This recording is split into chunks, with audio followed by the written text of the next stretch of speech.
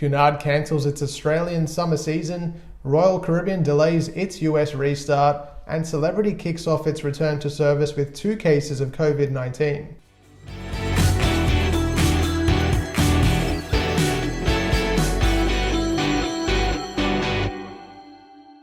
I'm Adrian, the Cruise and Travel Guy. As always, thanks for subscribing to my channel. I have just passed 2,000 subscribers and I couldn't have done that without you, obviously. So if you haven't subscribed yet, please do.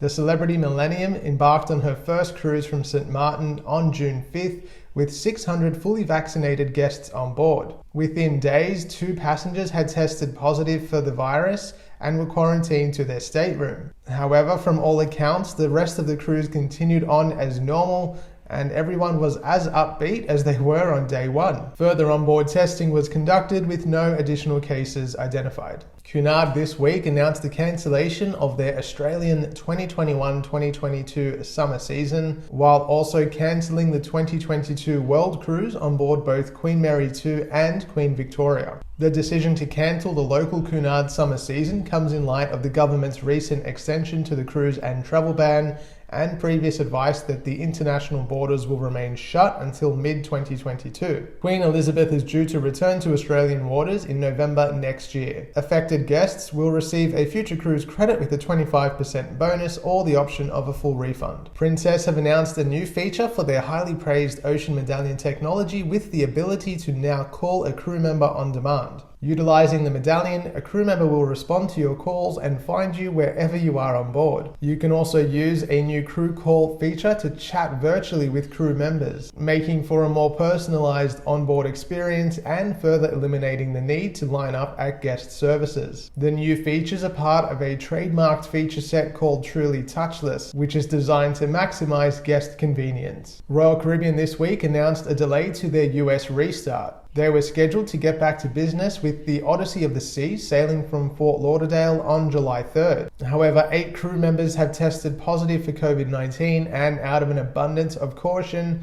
the cruise line has delayed its restart until July 31st. Odyssey of the Seas has had an interesting start to her life, having her Israel season pulled at the very last minute due to turmoil in the region. In other news from Royal Caribbean, their Crown and Anchor loyalty program has seen some temporary changes. The suite and concierge lounge will no longer be accessible by loyalty members, whilst guests of the Diamond Lounge will have to contend with capacity limits. In response, Crown and Anchor will be supplying their Diamond tier members and above with drink vouchers that can be used at any of the onboard bars in place of the usual Diamond Lounge evening cocktail hours. Meanwhile, in the US, the CDC has lowered their official health rating for cruising from the highest level 4 to level 3. If anything, that just rubs salt into the wounds of landlocked Aussies looking to get back out to sea, but stuck with leaders and government that are unwilling to respond to or even understand the many health measures and protocols that have been put in place by the cruise industry.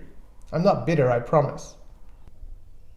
And Princess have just announced today that they are restarting in the US from this autumn, or fall as you call it in the Northern Hemisphere. They'll have a number of cruise ships operating from ports around the US, including Fort Lauderdale and the West Coast, and is a steady positive sign that, at least in other parts of the world, the cruise industry is definitely coming back to life. Well, that brings us to the end of this week's cruise news update. Thank you for watching. If you haven't subscribed yet, please do. If you are looking to book a cruise for 2022 and beyond, head to my website, thecruiseandtravelguy.com.au, where you can actually search and book yourself at great prices. You can also follow me on Facebook and Instagram at The Cruise and Travel Guy. Thanks for watching, stay safe, and I'll see you soon. Queen Elizabeth is due to return to Australian waters next November. Queen Elizabeth is due to return to Australian waters. No. You can also use a new crew call. You can also use a crew to speak virtually with an agent on board. That doesn't even make sense. Further personalizing your ability to chat virtually with someone in guest services,